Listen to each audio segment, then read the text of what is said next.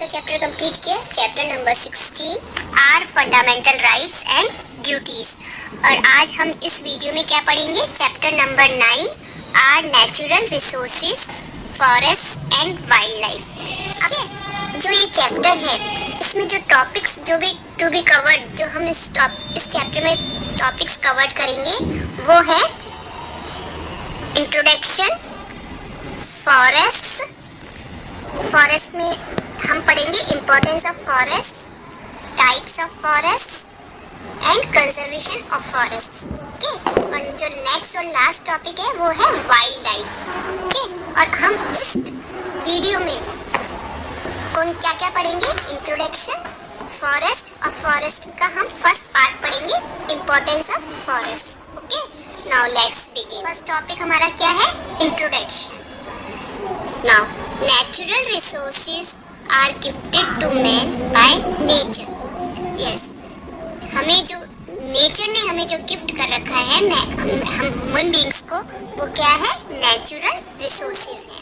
एक तरह से हमें गॉड ने हमें गिफ्ट कर रखे हैं। These resources include air, water, land, forests and minerals. ये सब रिसोर्सेज कौन कौन से हैं? एयर, देखो एयर हमें हमेशा एवरी टाइम मिलती है, वाटर, लैंड, फॉरेस्ट और मिनरल्स। ठीक है, ये सब चीज़ें रिसोर्सेज, नेचुरल रिसोर्सेज कहलाते हैं। यस, हम सबसे पहले ये रिसोर्सेज क्या है, what do you understand by resources, की रिसोर्सेज है क्या चीज़, जो हम बार बार में रिसोर्सेज जिसके जो वर्ड हम यूज़ कर रहे हैं वो है क्या चीज़। Things which can be use to make our life better, वो चीज़ें जो हमारी लाइफ को बहुत अच्छे से बेटर कर रही है और हमें हमारी लाइफ को जीने के लिए उसकी हम उन थिंग्स को यूज़ कर रहे हैं, उसे हम रिसोर्सेज कहते हैं। Okay, yes, human resource is one of these resources, और उन रिसोर्सेज में से एक रिसोर्स ह्यूमन रिसोर्स है। Some of them are found in a limited quantity, whereas others are found in large quantity. Yes, कुछ resources तो क्या है, बहुत लिमिटेड है हमारे अर्थ पर, और कुछ रिसोर्सेज बहुत सारी क्वांटिटी में पाए जाते हैं। These can be classified as, yes, natural resources two types में डिवाइड किया हुआ है, फर्स्ट एग्जॉस्टेबल और सेकंड इनएग्जॉस्टेबल। फर्स्ट हम पढ़ेंगे एग्जॉस्टेबल, उसका अनदर नेम क्या है, नॉन रिन्यूएबल रिसोर्सेज। अब देखो, जो एग्जॉस्टेबल होते हैं वो ऐसे रिसोर्सेज हैं जो कभी भी हमारे अर्थ से एक समय आने पर ख़त्म हो सकते हैं, for example coal and petroleum. Okay, और फॉर एक्सेट्रा। और जो सेकंड वाला जो रिसोर्सेज है, इनएग्जॉस्टेबल रिसोर्सेज, उसका अनदर नेम है रिन्यूएबल रिसोर्सेज। वो ऐसे रिसोर्सेज होते हैं जो वो हमारे अर्थ पे बहुत लार्ज क्वांटिटी में पाई जाती है, जैसे for example air and water. Okay, air and water are the examples of renewable resources, inexhaustible resources. Okay, अब आपको मालूम है, डू यू नो में देखो, जो buildings, machines, dams, factories etcetera are man made resources. और जो ये हमारे जो नेचुरल रिसोर्सेज से जो मैन मेड बनाते हैं, मैन लोग रिसोर्सेज तैयार करते हैं, फॉर एग्जांपल बिल्डिंग्स हैं, मशीन्स हैं, डैम्स हैं, फैक्ट्रीज हैं, ये सब मैन के द्वारा बनाई जाती है। In this chapter we will study about our forest and wild life. Okay, first हम जो पढ़ेंगे वो है फॉरेस्ट। फॉरेस्ट का मतलब होता है जंगल। फॉरेस्ट और jungles are those large areas of land which are covered with big tall trees. Okay, generally forest क्या होते हैं, forest को हम हिंदी में जंगल्स बोलते हैं। ठीक है, वो बहुत बड़े एरिया के जो लैंड होता है, जो बहुत बड़े लैंड पे कवर्ड है, उसमें बड़े ना ट्रीज होते हैं उसमें, और वाइल्ड लाइफ होती है। Generally these areas are away from cities and towns. Generally ये वाले जो एरियाज होते हैं फॉरेस्ट के, जो फॉरेस्ट एरियाज हैं वो सिटीज एंड टाउन्स के बहुत दूर जाके होते हैं। Okay, most of the hilly areas and plateaus are covered with forest. और फॉरेस्ट कहाँ पे कवर्ड होता है? मोस्टली हिली एरियाज, माउंटेन्स में एंड प्लेटूज में कवर्ड होता है। These forest are very useful to man. और ये सारे फॉरेस्ट हमारे लिए बहुत यूजफुल होते हैं। अब जो हम नेक्स्ट टॉपिक पढ़ेंगे वो है हमारा इम्पोर्टेंस ऑफ फॉरेस्ट, कि फॉरेस्ट जो जंगल है हमारे वो हमारे लिए कितने महत्वपूर्ण हैं। In India only 20% of land is covered with forest, whereas it should have a minimum of 33%. अब देखिए जो हमारी कंट्री इंडिया है उसमें जो फॉरेस्ट कवर्ड है, हमारी जो पूरी जो हमारी इंडिया की जो लैंड है उसमें 20% जो लैंड है उसमें फॉरेस्ट कवर्ड है, लेकिन मिनिमम हमारी कंट्री के लिए जो लैंड, हमारी कंट्री की जो लैंड है और जितनी हमारी पॉपुलेशन है हमारी कंट्री की उसके अकॉर्डिंग 33% क्या बोलते हैं फॉरेस्ट से कवर्ड होनी चाहिए। We have also not realized the importance the forest department looks after the forest in our country. Yes, हमें अच्छे से रियलाइज होना चाहिए कि इम्पोर्टेंस, फॉरेस्ट की इम्पोर्टेंस क्या है और इस फॉरेस्ट को कौन देखता है? हमारी कंट्री में फॉरेस्ट डिपार्टमेंट देखता है। ओके, अब हम देखते हैं कि हमारे लिए फॉरेस्ट कितना इम्पोर्टेंट है। Forest are a home to wild animals. देखिए फॉरेस्ट किसका होम है? वाइल्ड एनिमल्स का होम है। जंगली जो एनिमल्स होते हैं उनके लिए हमारा फॉरेस्ट एक घर, उनका घर है। Different types of animals and birds live in these forest. अब बहुत सारी टाइप्स के एनिमल्स और बर्ड्स फॉरेस्ट में रहते हैं। These animals gate their food from the forest. और ये सब एनिमल्स अपना जो फूड लेते हैं वो कहाँ से लेते हैं? फॉरेस्ट से लेते हैं। अब आपको फाइंड आउट करने 2 animals that live in the forest. For example मैं आपको बता देती हूँ, आप क्या बोलते हैं, जैसे लायन है, टाइगर है, इस तरह के एनिमल्स जो वाइल्ड एनिमल्स होते हैं वो सब फॉरेस्ट में लिव रहते हैं। नाउ नेक्स्ट जो इम्पोर्टेंस है हमारी फॉरेस्ट की, forest give us timber which is used for making furniture, railway sleepers, houses, match sticks and many other useful things. Yes, forest हमें क्या देता है? फॉरेस्ट में इतने बड़े बड़े ट्रीज होते हैं, तो ट्रीज से हमें क्या मिलती है? वुड मिलता है, टिम्बर मिलता है। वो हमारे लिए किसमें यूज़ करते हैं? हम उसको फर्नीचर को बनाने में यूज़ करते हैं। रेलवे स्लीपर्स, जो हम ट्रेन में हम जो स्लीपर्स बनी हुई होती है, जो हमारे बैठने की और सोने की जो स्पेस बनी हुई होती है, सीट बनी हुई होती है, उन्हें हम रेलवे स्लीपर्स बोलते हैं। हाउसेस, घर बनते हैं वुड से।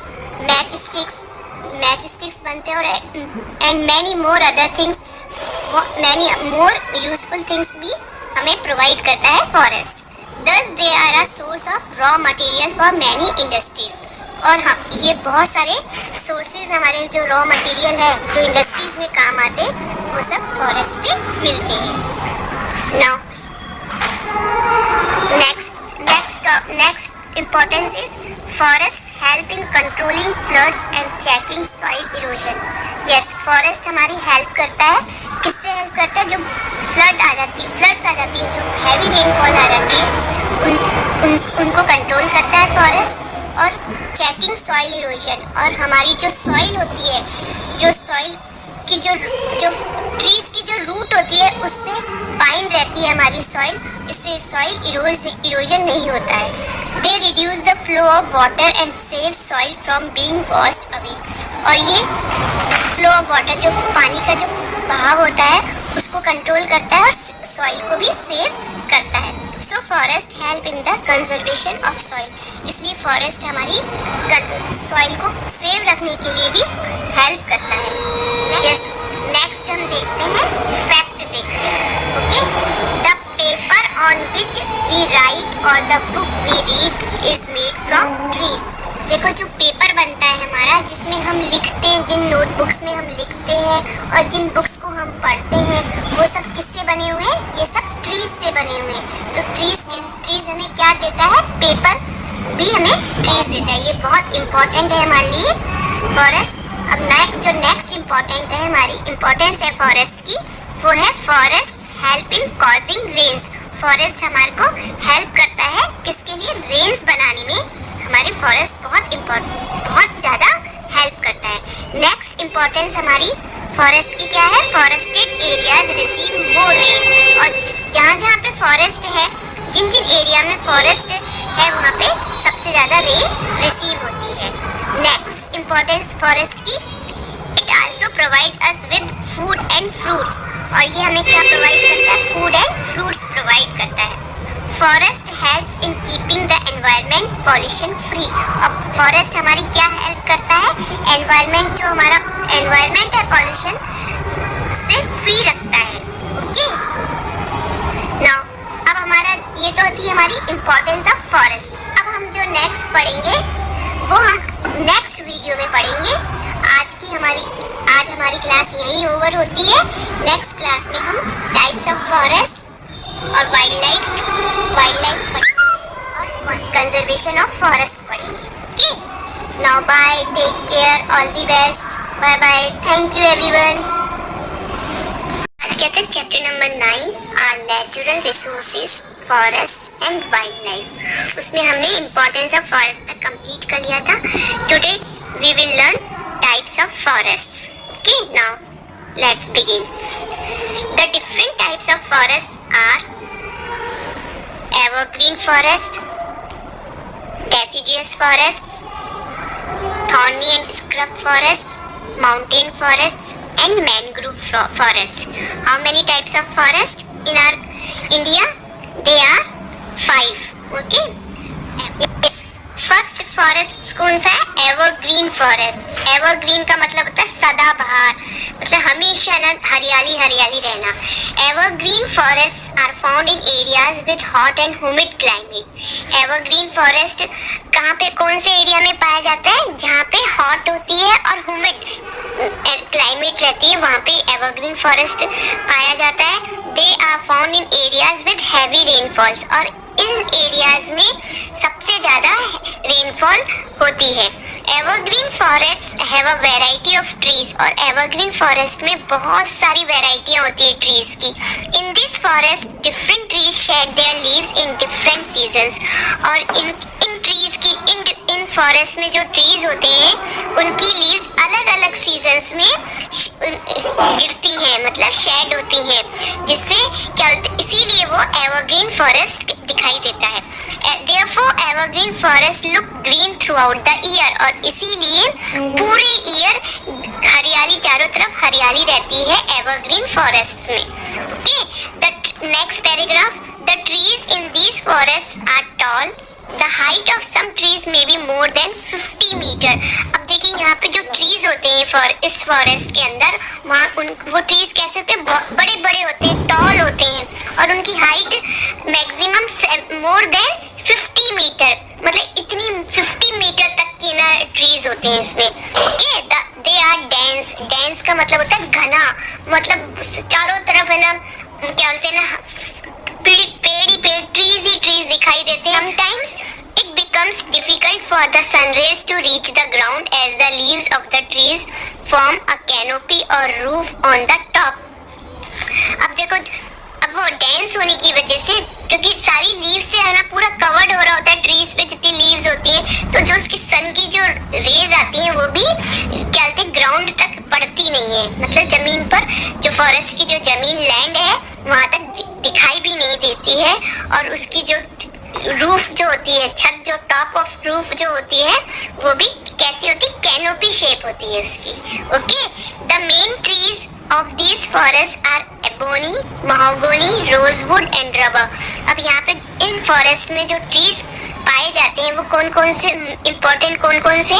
ये जो ebony, mahogany, rosewood and rubber, ये 4 टाइप्स के सबसे ज़्यादा ट्रीज इस एवरग्रीन फॉरेस्ट में पाए जाते हैं। These are found in the following areas of India। और हमारे इंडिया में ये इन एरियाज में पाए जाते हैं। First, the windward slopes of the western Ghats. अब आपने ना, मैंने आपको वेस्टर्न साइड में जो वेस्टर्न घाट्स है हमारे, hills of north east India, और जो हमारे नॉर्थ ईस्ट इंडिया में जो हिल्स हैं वहाँ पे भी ये वाले फॉरेस्ट पाए जाते हैं और अंडमान एंड निकोबार आइलैंड्स में भी पाए जाते हैं। ओके, अब मैं आपको मैप दिखाती हूँ। यस, अब देखो जो मैप है उसमें ये जो ग्रीन कलर के जो चेक्स बने हुए हैं, ग्रीन कलर के जो चेक्स बने हुए हैं, ये वहाँ पे ये वाले एवरग्रीन फॉरेस्ट हमारी इंडिया में पाए जाते हैं। देखो मैप में देखो आप लोग सब, मैंने आपको एरो बना के दिखा रही हूँ मैं, आप सर्कल जो किया है ना, यहाँ पे एवरग्रीन फॉरेस्ट पाए जाते हैं। ओके, हमारी इंडिया में। नाउ नेक्स्ट जो हमारा फॉरेस्ट है वो है डेसिडुअस फॉरेस्ट। सेकंड वाला कौन सा फॉरेस्ट है? Deciduous forest. Deciduous forests are also called monsoon forest. Yes, deciduous forest का जो another name है, it is called monsoon forest. Now these form a major part of our forest. और हमारी country में यहाँ सबसे ज़्यादा जो फॉरेस्ट है वो है deciduous forest. The trees in these forests shed their leaves in the dry seasons. और इस फॉरेस्ट की जो ट्रीज हैं वो अपनी जो लीव्स है ना शेड करते हैं, वो कौन से सीजन में करते हैं? Dry season. Means dry season कौन सा हो गया? समर सीजन हो गया। Okay, now the main trees of these forest are, अब यहाँ पे जो इस फॉरेस्ट के अंदर जो ट्रीज है ना ग्रो होते हैं वो होते हैं टीक, सॉल, शीशम, bamboo and sandalwood. These are found in the following areas of India. और हमारी कंट्री के अंदर कहाँ पे कौन सी एरियाज में ना ये वाले फॉरेस्ट पाए जाते हैं? The foot hills of the Himalayan mountains. जब देखो मैंने हिमालय का जो चैप्टर पढ़ाया था, फुट हिल्स मतलब जो शिवालिक्स जो हमारे हैं, हिमालयन का जो थर्ड पार्ट है हमारा, वहाँ पे ये वाले फॉरेस्ट होते हैं in the waiter parts of the southern Deccan प्लेटू। और जहाँ पे सदर्न डेक्कन प्लेटू है हमारा, जहाँ डेक्कन प्लेटू है उसका वेटर पार्ट्स में ये वाले फॉरेस्ट पाए जाते हैं in the states of Andhra Pradesh, Odisha and Bihar. और हमारी कंट्री के आंध्र प्रदेश, ओडिशा एंड बिहार स्टेट्स में सबसे ज़्यादा डेसिडियस फॉरेस्ट पाए जाते हैं। अब देखो ये मैंने आपको जो है पिक्चर दिखा रही हूँ, ये नीचे टीक ट्री की, ये अब देखो कैसे मतलब इसमें ना मतलब जैसे हमारा एवरग्रीन में तो क्या था कि पूरे ना ट्रीज है ना कवर्ड हो रहे थे पूरी ना उससे, और ये दूर पे ना क्या बोलते हैं, दूर पे ट्रीज होते हैं। अब मैं आपको मैप के थ्रू आपको मैं बता देती हूँ। देखो जो मैंने आपको मैप में ना ब्राउन कलर का जो प्लेटूज का एरिया है वहाँ पे हमारा ये डेसिडियस फॉरेस्ट, मॉनसून फॉरेस्ट पाया जाता है। ओके, ठीक है ना। अब हमारे ना ये टू फॉरेस्ट को तो मैंने आपको एक्सप्लेन कर दिया। अब नेक्स्ट जो फॉरेस्ट है वो है हमारा थर्ड नंबर का thorny and scrub forest. Okay, now thorny forest have thorny trees. अब देखो thorny forest have thorny trees, वहाँ पे क्या होते हैं, कौन से ट्रीज होते हैं? थॉर्नी ट्रीज होते हैं, मतलब जो क्या होते हैं कांटे टाइप के जो होते हैं। They are found in areas with less rainfall. और ये कहाँ पे पाए जाते हैं? जहाँ पे बहुत कम बारिश होती है। Trees in these forest have the following features.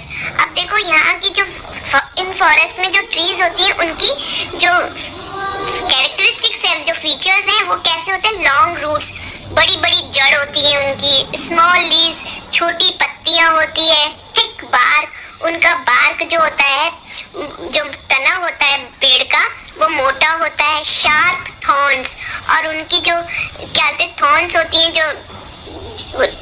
जो ना झाड़ियां होती हैं थॉर्न्स, वो शार्प होती हैं, नुकीली होती हैं। The main trees of these forests are the, और यहाँ पे जो इन फॉरेस्ट में जो ट्रीज पाए जाते हैं वो कौन कौन से होते हैं? कीकर, बबूल and the deck palm. They are found mostly in the dry areas। और ये कहाँ पे पाए जाते हैं? मोस्टली ड्राई, जहाँ सूखा एरिया है। जैसे फॉर एग्जाम्पल हमारे जो स्टेट है वो है राजस्थान, गुजरात, मध्य प्रदेश एंड महाराष्ट्र।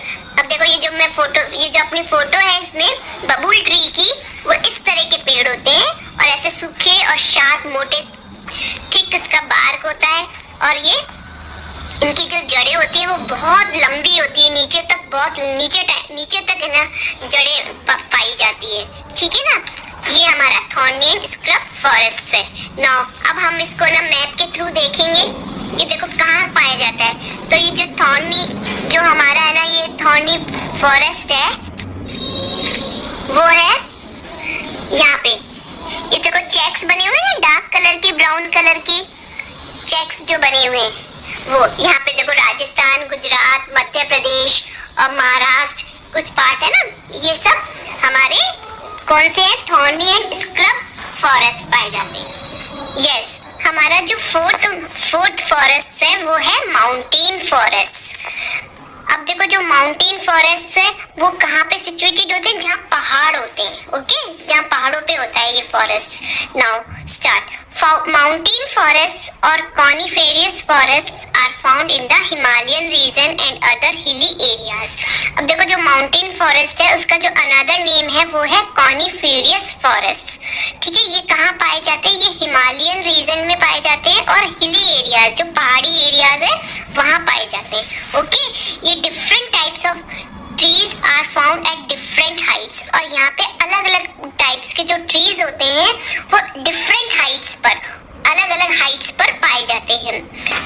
कौन कौन से होते हैं, the chir, deodar, pine and spruce are the important trees of the coniferous forest. और इन फॉरेस्ट में जो कॉनिफेरियस और माउंटेन फॉरेस्ट है, इनमें ये वाले ट्रीज सबसे ज्यादा इम्पोर्टेंट होते हैं, यहाँ पे इम्पोर्टेंट ट्रीज होते हैं।